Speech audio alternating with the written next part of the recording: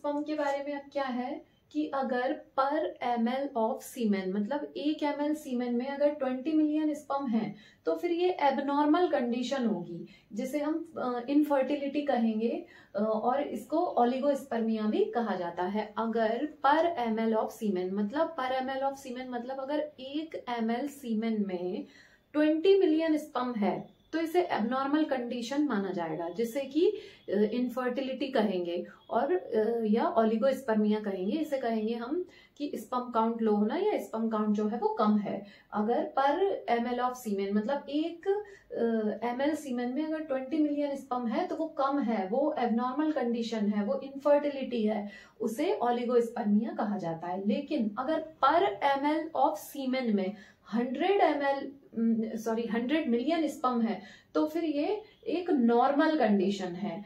पर ml of सीमेन मतलब 1 ml सीमेन में अगर 100 मिलियन स्पर्म है तो फिर ये फर्टिलिटी की कंडीशन है, मतलब ये नॉर्मल कंडीशन है।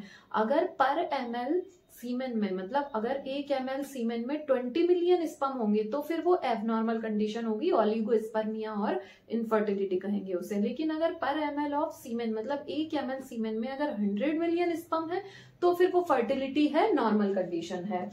और 1.5 ml to 5 ml of semen is ejaculated in one ejaculation. एक ejaculation में approx an average 1.5 ml से 5 ml सीमेन को ejaculate किया जाता है, मतलब कि 1.5 ml से लेकर 5 ml सीमेन तक हो सकता है एक इजैकुलेशन में इजैकुलेट।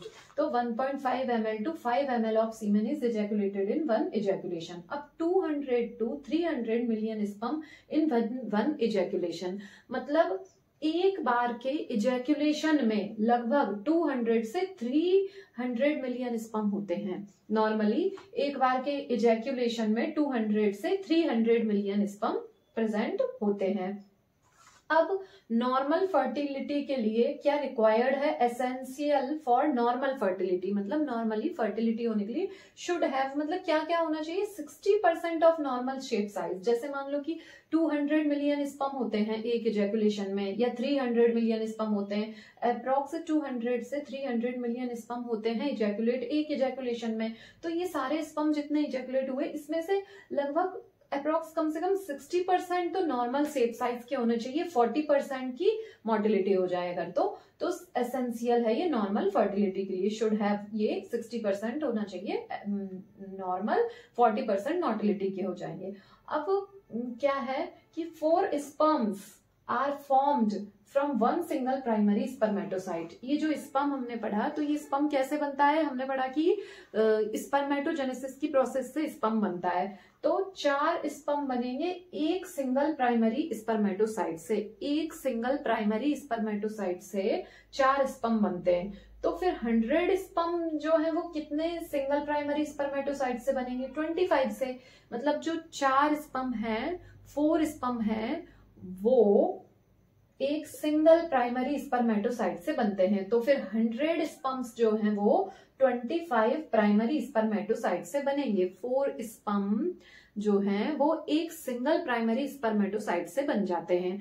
तो फिर 100 स्पर्म 25 प्राइमरी स्पर्मेटोसाइट से बन गए। तो इसी तरह हम निकाल सकते हैं कि 200 से 300 मिलियन कितने प्राइमरी स्पर्मेटोसाइट से बने होंगे जब 4 स्पर्म मतलब 4 स्पर्म बनते हैं एक सिंगल प्राइमरी स्पर्मेटोसाइट से, 100 स्पर्म बनते हैं 25 सिंगल प्राइमरी स्पर्मेटोसाइट से। तो 200 से 300 मिलियन प्राइमरी स्पर्मेटोसाइट कितनी जरूरत होगी ये इतने मिलियन बनने के लिए स्पर्म?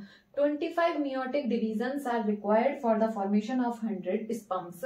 मतलब 25 टाइम्स meiotic division होती है तब जाके 100 स्पर्म्स बनते हैं। 25 meiotic divisions are required for the formation of 100 sperms. तो अब हम स्पर्म के बारे में एक बार फिर से देखते हैं कि 20 मिलियन स्पर्म अगर पर ml सीमेन में, मतलब अगर 1 ml सीमेन में 20 मिलियन स्पर्म है तो फिर ये एक एबनॉर्मल कंडीशन है, ये इनफर्टिलिटी की कंडीशन है जिसे हम ओलिगोस्पर्मिया कहते हैं। लेकिन अगर पर ml ऑफ सीमेन मतलब 1 ml सीमेन में अगर 100 मिलियन स्पर्म है तो इसे हम नॉर्मल कंडीशन में, फर्टिलिटी की कंडीशन में माना जाएगा।